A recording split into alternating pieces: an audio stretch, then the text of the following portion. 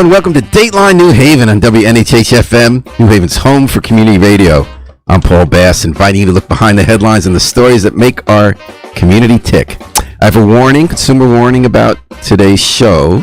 You're going to have to shelve your despair and hopelessness just for, 40 minutes or so, because we have a happy warrior in this studio who for the last decade has been fighting against the trends that have brought us the MAGA White House and a pro-billionaire state policy, and he's loving every minute of it. And in fact, he's now running for governor with a crusade to tax the wealthy more and bring more progressive government. His name is Josh Elliott.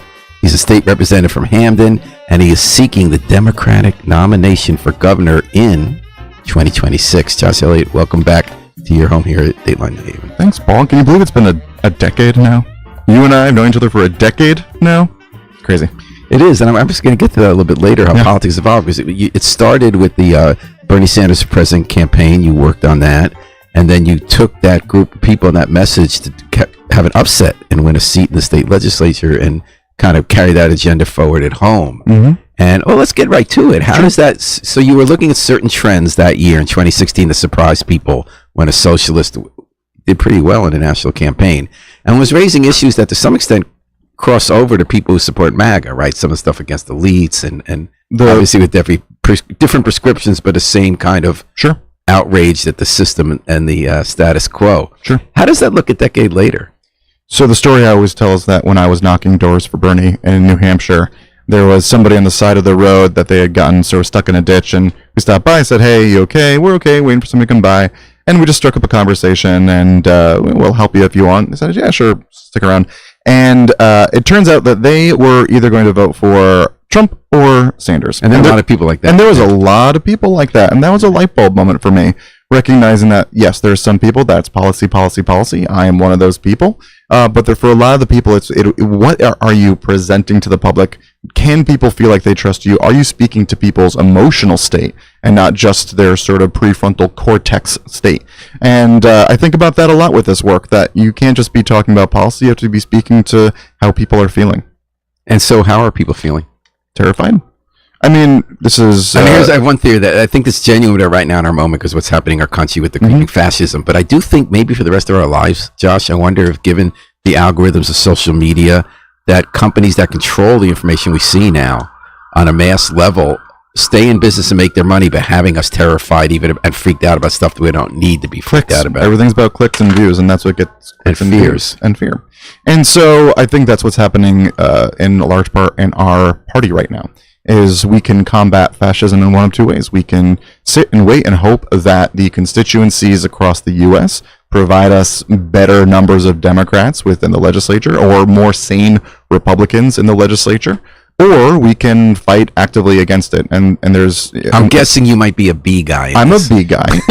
and so we all want the same thing. We all want to be safe and okay. We want fair, free elections. We want to make sure our democracy it still exists in 5 or 10 years from now. And I think that for the people that are saying, hey, let's weather the storm, there's this concern that you are unnecessarily antagonizing folk in the federal government and you're bringing more of that negative attention in. You're going to see more ICE raids. And for other people, such as myself, it's that it's coming anyway. And in fact, it's already here.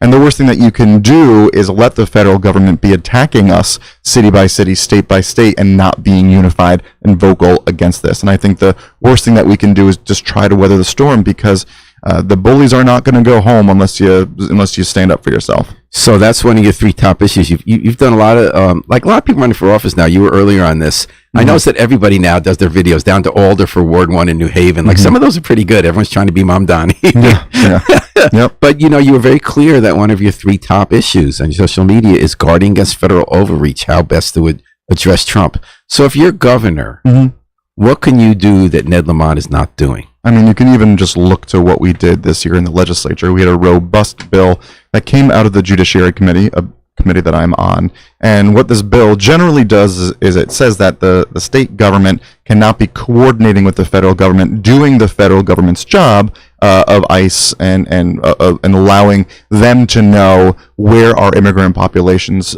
reside and what their information is.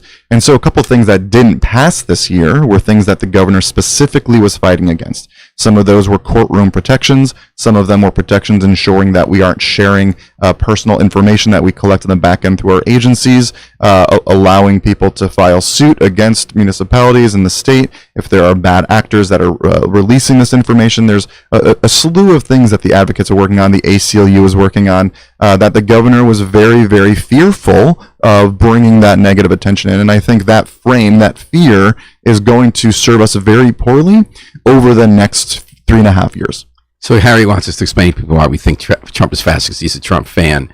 I think it's complete definition of fascism in every single way. A person who promises to be a strong leader and play on people's resentments by scapegoating the most powerless people like immigrants and who are supposedly eating cats and trans whipping up mobs and then defying all the levers of government about what your branch can do, and then unleashing your military as a domestic police force, jailing people without rights, sending them out of the country without a hearing, and spreading fear like that, and making it all that you are the redeemer for people's frustrations, and also that everything's done as the whim of what you pay off the fascist leader. So if you're coming from another country, you want a trade deal, you all bring, like we know Putin and Trump are doing business deals the other day. We know that that he is using decisions in the government based on who brings him money in terms of regulation and mergers he's approved. He's fired people with even the court saying you're not allowed to do it, and the law was written that he can't do it, and that he's making political loyalty tests to him personally for non-partisan government positions. Breaking contracts, basically making it unclear whether or not we're going to have a free and fair election. And getting rid of Congress in terms of like they pass a budget and you just do rescissions you're not allowed to do. It's against the law. Or making $5 billion in one day for your family. Threatening our judges. Threatening our elected officials. Right. Yeah, and turning the mob on people you disagree with to die. Yeah. That's the list goes on. But I mean, it's right out of Hitler manufacturing the crises like the Reichstag fire, that everything's a crisis that lets him break the law that clearly was not allowed to do, using a domestic police force and ICE that he's tripled the budget of. Sounds like someone else has strong feelings about this. Yeah, I just want to know if you were on that page. Of course I'm on that page. Fascism. Okay, so what else can you do besides not having people cooperate with ICE? I mean, that's the most important thing, because it's who is being targeted right now. Then there are other things like Trump talking about no longer allowing for balloting, like early voting and no excuse absentee balloting and mail-in balloting, and targeting ways that allow people that are historically disenfranchised from accessing that. That I don't get, do. because he could win that vote. Like, he would have won maybe in 2020 if instead of people not to vote early or mail in. But in any case, what can you do about that? Is that up to the state or up to the federal government? Or That's that up could to be the decided state. in the Supreme Court? A lot of what we have to do is just, I mean, a little bit's playing defense. And if you look to what California is doing, and they say that as soon as you gerrymander your state, we'll gerrymander our state to offset the five additional seats that you would get. There's a little bit less that we can do because we're a fully blue state. So some of this is just seeing what the federal government is doing and combating that. And a lot of it's going to be defense, because we don't know what they're going to be doing next.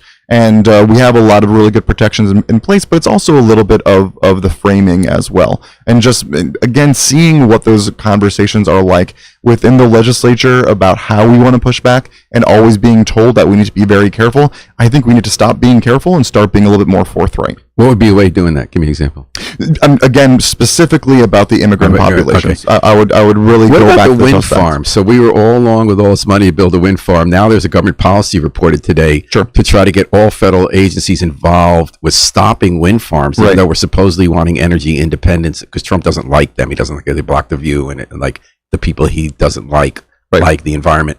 So what could you do as a governor to save that? I mean, everything in this case would come down to money. We have these projects that are 80% completed, and they were relying on these federal contracts. If we believe in them, then we, as a collective in the Northeast, will have to just contribute more. And we're seeing that with Medicare, Medicaid, SNAP, TANF, all these different. So you're saying programs. We have to be prepared to. It's called soft secession. Heather Gertten from Yale made that theory that now governors like Pritzker are advancing, that you have to be able to fund, but the federal government could still mess you up, like on the wind farms. They could say this, they'd make up this thing, this is going to hurt our national security. They're coming up with pretext to stop it, and so you're still not going to be able to just operate in a vacuum if the White House and the. I think sometimes if you see what the federal government is doing, they're throwing things at the wall and seeing what sticks. And they're sort of disregarding the rule of law. They're sort of disregarding what you would normally see with past presidencies. And I think a little bit is the same with us, that maybe what we do is just keep on continuing the building, and we fund it ourselves, and we say respectfully, you can't do that. This is not going to be held up in a court of law, so we're going to continue on building. Josh Elliott is running, his state representative running for governor, seeking the Democratic nomination against an incumbent, Ned Lamont, who's very popular. So here's what I would say about that. He has a 62% approval rating, but there's a big caveat here. The caveat is that with the push poll that came out about a month ago, as soon as people realize that he would be the second governor in our state's history to serve a third term, the first one being Rowland, who of course went to prison, and the fact that he's abjectly unwilling to ask his class, the wealthy, to pay in more to ensure that we have fair wages for teachers who are getting fired here in New Haven. We were just talking about this. They're getting let go across the state. Our higher education system, our public education system generally is getting gutted because we don't have nearly the level of resources we need, precisely because we have a backwards tax structure that the governor wants to protect because it helps his friends back in Fairfield County. And we talked about that before, how you and others around Lamar have wanted to increase the 6.99% income tax rate marginally on people earning more but than... also the entire delegation here in New Haven is... So you want to make it 7.5% over $1 million, correct, for a couple and 500,000 for an individual? I wouldn't put a specific number on it, because if you look to what Massachusetts did just 3 years ago, they raised the 4% on millionaires or more, and they now are funding their universal free school meals. They're paying their teachers better. They have small class sizes, a whole host of positives. And then, of course, what happened is not a single person left the state as a result of these taxes. They now have more millionaires and millionaires than they had from before that time. And so, yes, the perspective is that the governor has never really gotten hit by the left. He's never actually had to account for what the Democratic Party actually wants, because the things I'm fighting for have usually about 70 to 75% approval in the Democratic Party. The things that he fights for are dramatically unpopular. But because he's only ever really run against a Republican, remember, when he first got elected, he pushed people out because of the money, because people didn't have access to funds before the convention. So everybody dropped before the convention. He's actually never had a challenge that he's really won all the way through. Yeah, remember Susan Bayowitz dropped out. She dropped out well before. Well before. 3 terms. And we've changed the law because we have the Citizens Election Program, which is a state funding of campaigns. It's how I get elected every cycle to the state house. It's how senators get elected. It's how our constitutionals get elected. And it's a matching grant, but it's a really great matching grant. If I raise $5,000, I get essentially $30,000 to run, and that is for the local level for state rep. But for this, if I raise $350,000, I'll get $3 million. And I'm getting very technical here, but it's important to recognize this, because it's like 8 times. Well, you get also $16 million for the general election, and that is approximately what Ned had spent. He spent $15 million the first cycle, $25 the second cycle. And if we don't just want self-funded multi-millionaires to be winning these seats, which is what Democrats versus Republicans were, except for Malloy for like 12 years. It's a broken system. You had Foley. That's right. So the way that we've resolved this is that you get part of that $3 million grant before the convention, and so that allows you to actually move the hearts and minds of the 2,000 people that go to the convention. Yes, it is the rule now. We changed it earlier this year, because if we actually want people to be able to run for these seats and actually be competitive using this public program, it has to work. And so that's one thing that I'm really leaning into, is that by the time I raise that money, I'll have thousands and thousands of people that are on board this campaign. I've already raised $30,000 in the past couple of weeks. There's a lot of support out there. There's dozens of colleagues have contributed, dozens of chairs. How much do you need to raise? $350,000. So I'm only about a little less than 10% of the way there. There's a long road ahead, but the fact is I now have some runway to actually pay for staff and build out a team.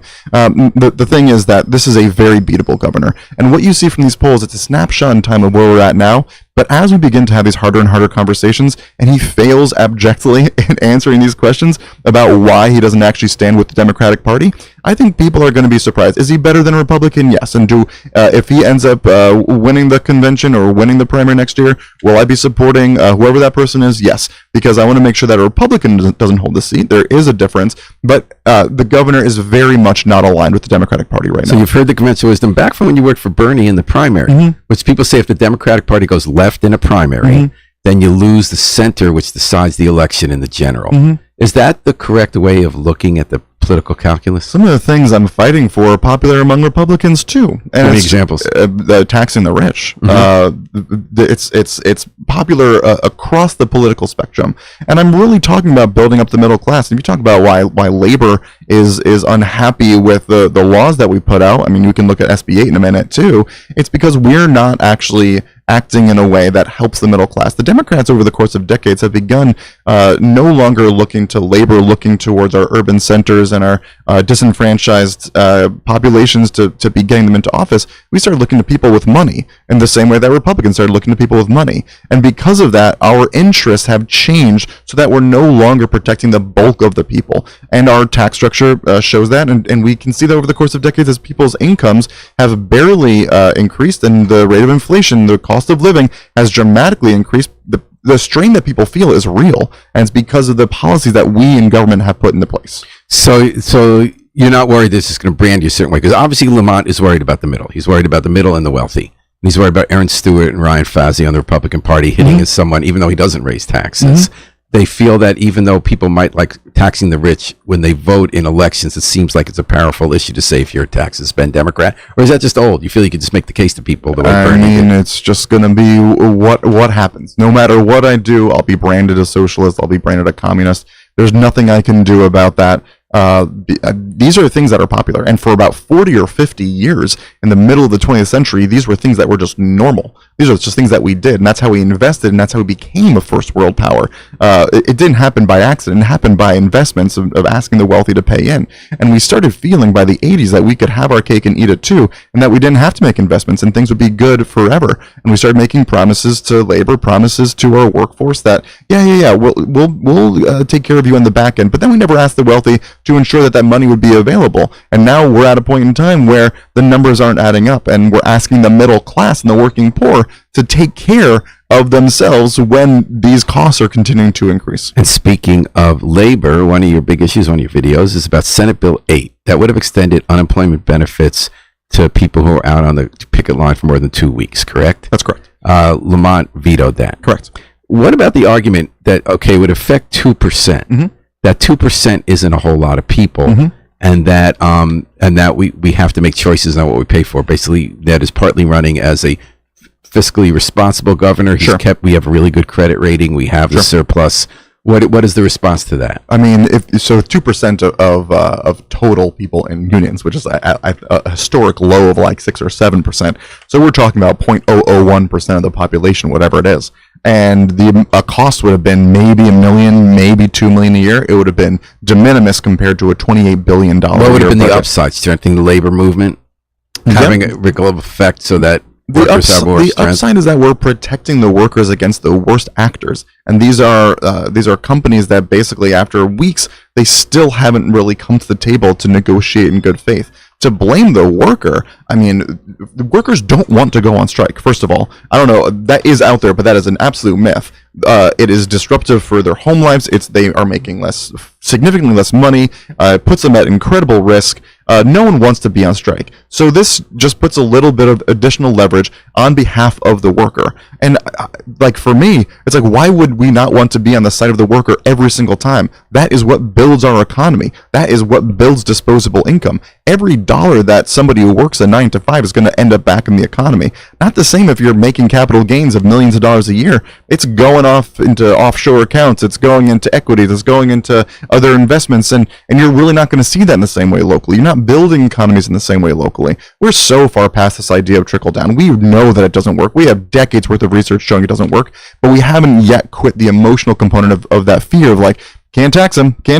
And we absolutely can. And we have the numbers in the legislature too. That's the biggest issue that I have, is that we have well over those 76 votes in the House. We have well over those. How many do you have? Those 13 in the Senate. I would say we probably have in the mid 80s to high 80s on these issues. We certainly, I think, have almost a supermajority on this issue in the Senate. So the problem isn't even the legislature. The problem is just the governor. We can get big things done, but the governor's there and he wins re-election for 5 more years. You can be guaranteed that we will not touch our tax structure. And for some people, that's a benefit. Some people want the status quo.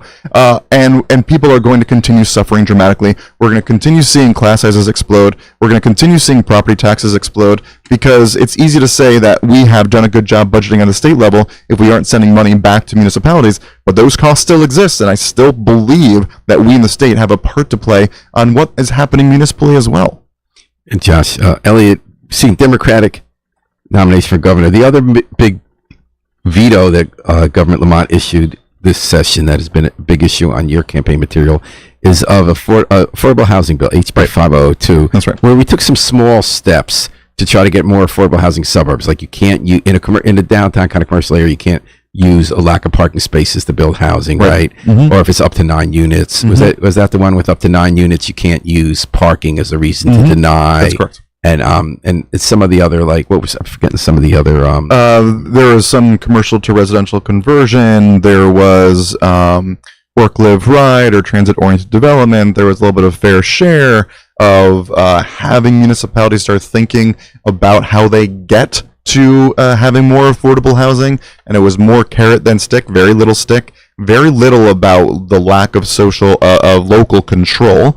It was a lot more just asking these municipalities to be thinking about these things, and the whole thing was vetoed. And so there's this sense from people on the outside that this bill was crafted this way all the way through. This is actually a lot of small bills that just a couple days before we got it onto the floor of the House came together as a package because our majority leader, Jason Rojas out of East Hartford, who's been working on this issue for years and years and years, he felt that because the governor's office was involved every step of the way, was negotiating every step of the way, that this would go through. And the Senate, meanwhile, there was a lot of other issues that they would have liked to have seen in the bill that they took out of the mix because the explicit understanding was that the governor would let this bill go through. But then post hoc analysis and 169 strong and some municipal leaders from smaller towns across the state who felt that they wouldn't have the resources necessary to actually absorb affordable housing told the governor that he had to veto the bill. But I also know that some of my colleagues who said no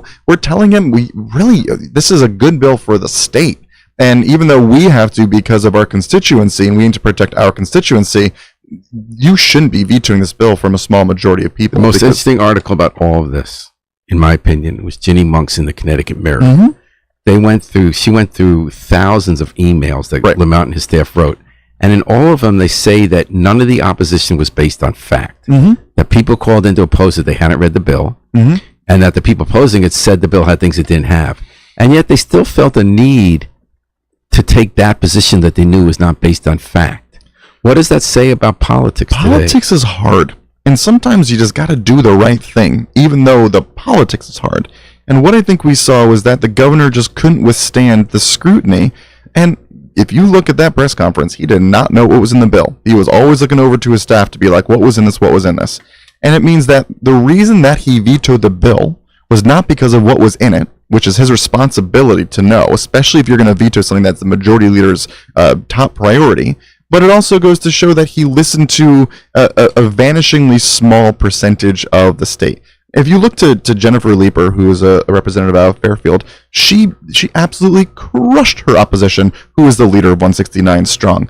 And so it's not even popular there. And so the fact is that it was a bad move, both politically and in terms of policy.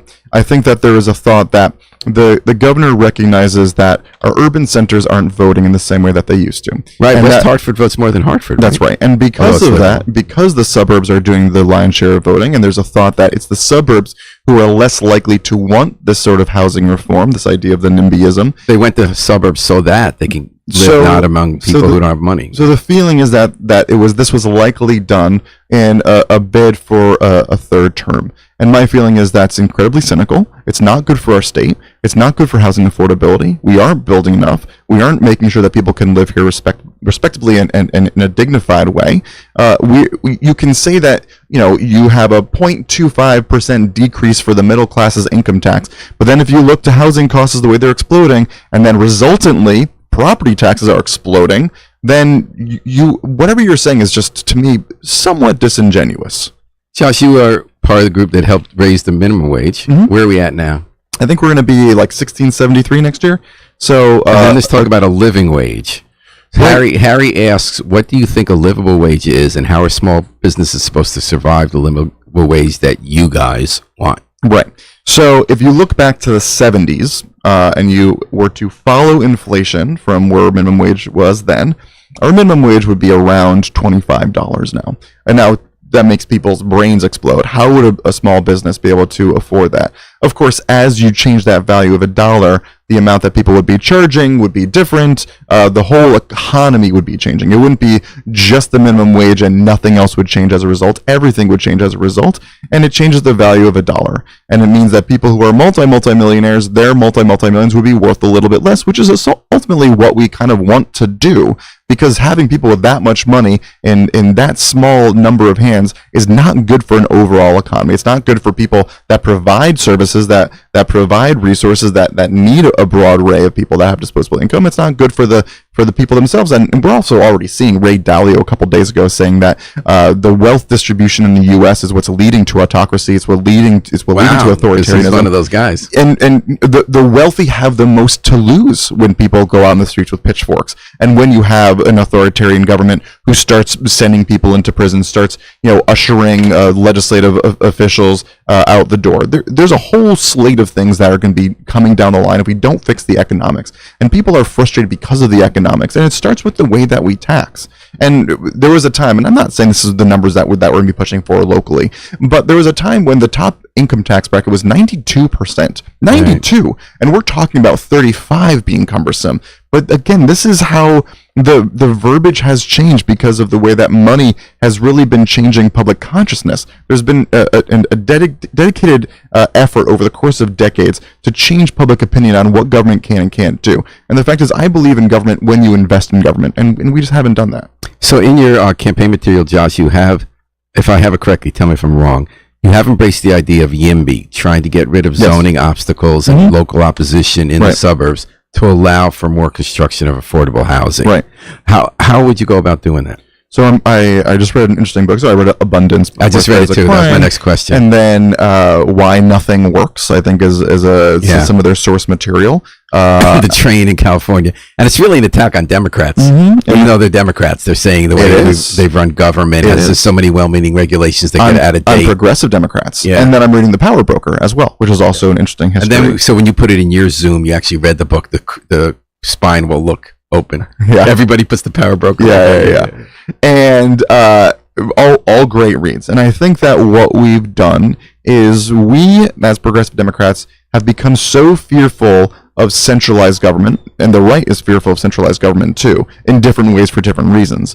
And in that we have wanted to limit the way that centralized government can do good and big things. That's one of the big things out of Abundance, is that we've really limited government from allowing building to happen because we've allowed so many different interest groups to have essentially veto power. Interest groups who were part of the Democratic coalition, environmental groups, like environmental groups. I mean, so much of the debate that we see in our caucus is the enviros versus those who want to make sure that we have affordable housing. Yeah. And it's not that it's one or the other, but the fact is that if you give full, again, veto power to one interest group, then it's going to be very, very easy, or the interest group of local control. So how would you either prune regulations or enable interest groups not to stop building?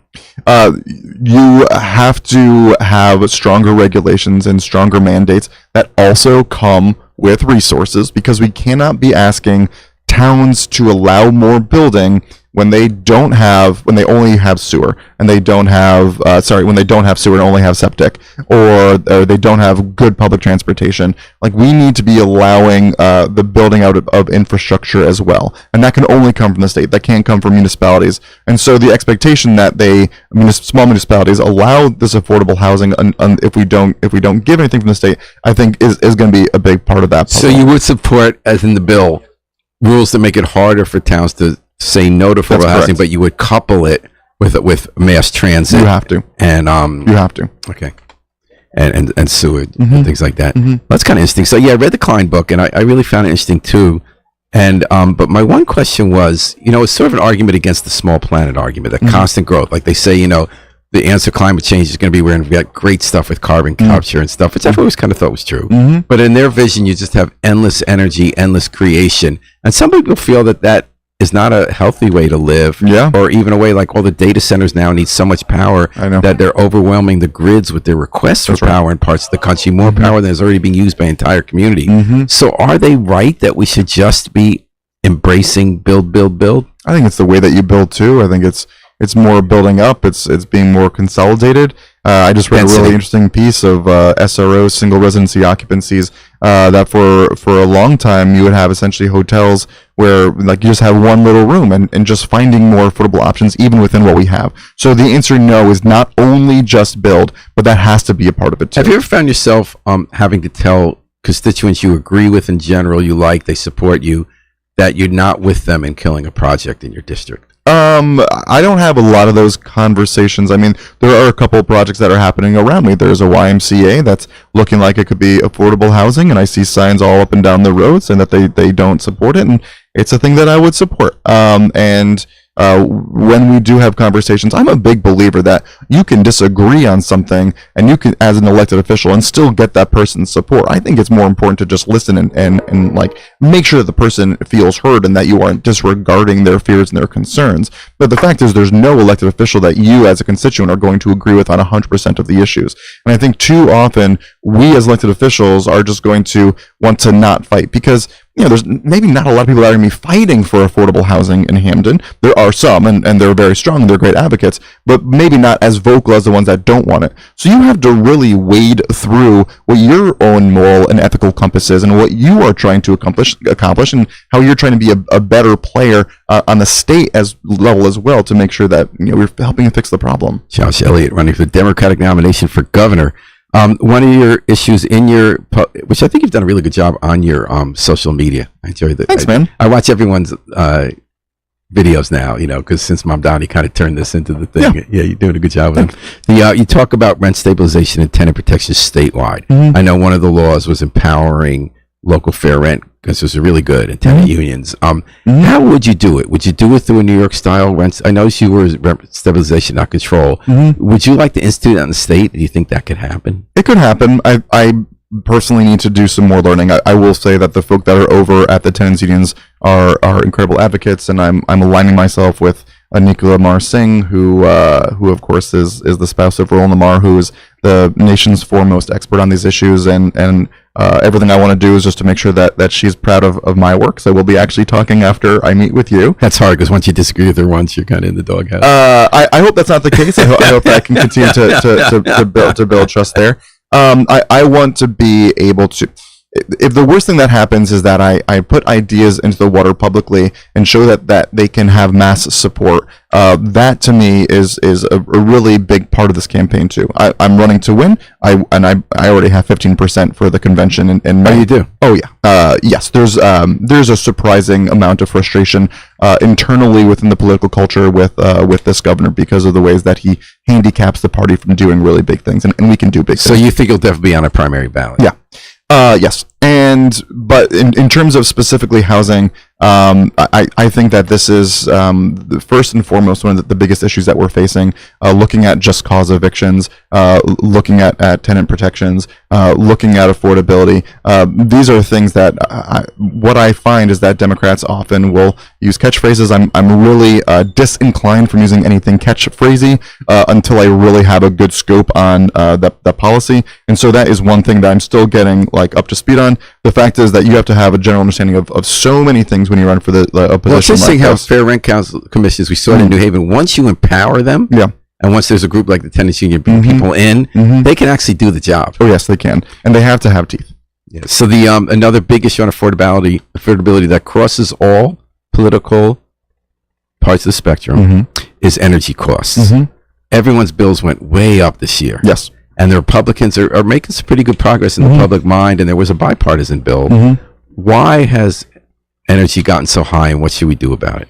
So the Republicans are going to be pointing to, it's split up into 4 different categories. It's generation, it's transmission, it's public benefits, and they're going to be pointing to the public benefits charge. And now what this charge goes to is it goes to renewable energy, it goes to energy efficiency, it goes to helping those who are having problems paying their bills. And that's a part of the bill that they want removed. That's a big part of the bill they want removed. They're saying that's regressive. And technically they're right, but also the wealthy, if they're paying for it, don't get any benefit from it. And the people that do get a benefit from it, are even if they're of lower socioeconomic means, it doesn't end up being all that regressive because they're getting the benefit from it. So that's an argument that just doesn't really work, but they're pushing it, and they are free to do that. I think we need to protect the public benefits charge. What I would say is that we have two big ways to try to resolve this. We can either try to resolve it through more regulation and try to have more vertical integration, like we used to have a couple decades ago before we deregulated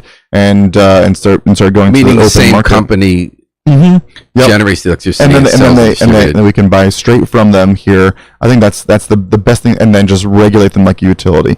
When we start going through this phase of deregulation, and we're like, well, the open market will provide better prices. Wrong. That's just wrong. All of a sudden, you're competing with everybody, and you're paying more than you ever have before. We know it's wrong now. Or you can look more towards a model like Wallingford has, and you have more. I was going to ask public power ownership. Public power. Hard Rock Ridge Republican town is the only one in the state that has a municipally owned electric company, and they pay less than their bills there. So why is that? Now, what UI and Eversource will say is that some of the reason that people pay less is because there's less bureaucracy that they have to adhere to. There's less administrative problems that they have to adhere to that are put on them by the state, and so the costs on their back end are greater that they therefore have to then push onto the consumer, to which I say, okay.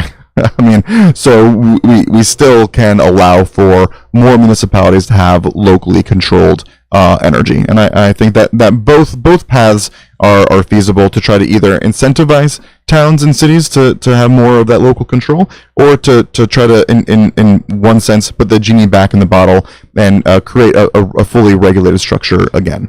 Josh, how have the mechanics of running a campaign changed since your 2016 work for Bernie Sanders and then your upset election to the legislature? What's the same and what's different about running for office now? Temporarily, what has changed, I would say that I do think that social media has a stronger part to play. I mean, a lot of my vantage point is, of course, I'm running full statewide versus just locally within Hampton. Because my feeling is for a lot of these local races, and even to a degree, these Senate seats, is that you can brute force it. As long as you're out knocking doors and talking to people and making eye contact and having body language and really introducing yourself and having those relationships, that's how you win one of those races. That's just not possible at this level. You need to have a really strong, robust social media presence where you come across as who you are as a person. It's much more video than it used to be. It's a lot more video than it used to be, and it's a lot more personal than it used to be. I think people really want to have a sense of who you are as a human, not just necessarily the policies that you're pushing. So I think you need to find a nice balance, and if you want to push policy, you have to do it in a way that's entertaining, because otherwise you'll lose people. You're not going to get the clicks. People are just going to be bored of it, and so you need to find a way to make it entertaining, and so you're going to need to align yourself with younger folk, with people that really get what social media is and what it isn't. And what we're seeing with Cuomo in New York trying to all of a sudden have a Mamdani type campaign. It's so fun to watch that fall flat. It just my feels favorite so was the awkward. Greek coffee cup that he was holding. It's so awkward, and it's obviously so alien to them. And they're trying to be something that they're not. And it just goes to show that there is a desire for generational change. It's something that I'm not pushing on for this cycle. I know that if you look to the 1st Congressional District where you have that primary brewing out there, there's conversations about this being about intergenerational change or generational change. For me, this is about policy, but we are going to lean into the fact that I am a younger candidate by I just turned 40 last year, so by about 30 to 35 years younger. But I've been doing this work for actually longer than Ned has, because I've been elected for 10 years. He's been elected for 8. And I have a much better grasp on certainly the political and legislative process than he does. So there's a lot of things in my core that are actually make me a much better fit for this position. And are you going to also run for your state rep seat simultaneously? So the way that the convention aligns, the local convention doesn't happen until after the statewide convention. So I'm going to make a decision after the statewide convention what the plan is. If this catches fire and there's a really strong case to be made, I have to have some very serious conversations with my partner and my team about what that would look like. Right now, really the whole conversation centers around the May convention. And what I will say is that I love this job. I want to stay in the work. You know, the difference between this campaign and Mamdani's campaign is that I'm already elected and I'm in leadership and I'm the caucus co-chair and screening chair and deputy speaker. And I can really do incredible work for the state right now in a way where this is not an all or nothing. It doesn't need to be an all or nothing. But if you have 15% of the vote, and if that ends up being true at the convention, that means you will be coming out of the convention with a guaranteed spot on the ballot. That's correct. But you still might not pursue the primary if you don't think you could win? I have made some promises to people that I care about deeply that I would not do that. So were I to run, that I would not force a Line B primary. And so... What does that mean? So it means if I'm not the endorsed candidate, I'm on the ballot Line B but not endorsed, that I would not force a full primary challenge. So why is that? It's because the quality of life that would be entailed, and also my girlfriend made me promised her that I wouldn't do it as. But if you're an insurgent against an incumbent, the incumbent always has the much more of advantage in a party convention I think than in a popular primary. Much less than you think. Much less than you think. And not only that, if you think about who's going to be getting involved into politics next year, are they going to be people that are going to be more inclined to be status quo or more inclined to have... So you're saying that if you don't get 50%, or if you don't win the convention, you're not going to run in the general? I'm saying that those are the promises that I've made, and were that to change, I would have to have conversations. And again, the big caveat is... So the plan now that is the plan now. And which puts some people on pause. And what I would say is that as this continues to grow, and it is growing, and as I align myself with indivisible chapters, and I align myself with the left, and I align myself with labor, and people see that as I put these 12 to 14-hour days in and continue to pump out content and have a really structured and robust volunteer network, of which we have hundreds of volunteers already, it's going to surprise people how much this metastasizes. So right now the goal is to win. And that's why I'm not thinking too much about what that Line A versus Line B question is, because I do believe that we will win the convention in May. Okay, so you're running for the convention. Correct. Are you running mostly to steer the debate toward issues you care about, or to win? No, this is to win. All right, so what's the elevator pitch? I just got in the elevator, and it's going slow, so Josh has a couple of floors to tell me why you should support him for governor. For a long time, Democrats stood for the working class, working families, and people that have been historically disenfranchised by government. And I think that Democrats do best when we go back to those roots, and I really think we've lost our way. And not only have we lost our way, but we're fearful about championing the issues and the causes and things for people that really matter, the day-to-day expenses of living in our state. And everything I'm talking about is to help the working class, is to help working families, is to help people that historically have been sort of slighted by government and also pushed down by government. This is to build something out. We can create something bigger, and we can get more Democrats to win on this message as well. But we have to allow ourselves to trust it. All right, well, Josh Elliott, is always such a pleasure to have you in the studio at WNHH, and it always goes by really fast. It does. So we're going to take it out with the Afro-Semitic Experience performing I Wish I Knew How It Would Feel to Be Free from the group CD A Plea for Peace. This is Paul Bass inviting you to fly free with us all day, all night, and all weekend long at WNHH-FM, which is celebrating its 10th anniversary, New Haven's home for community radio.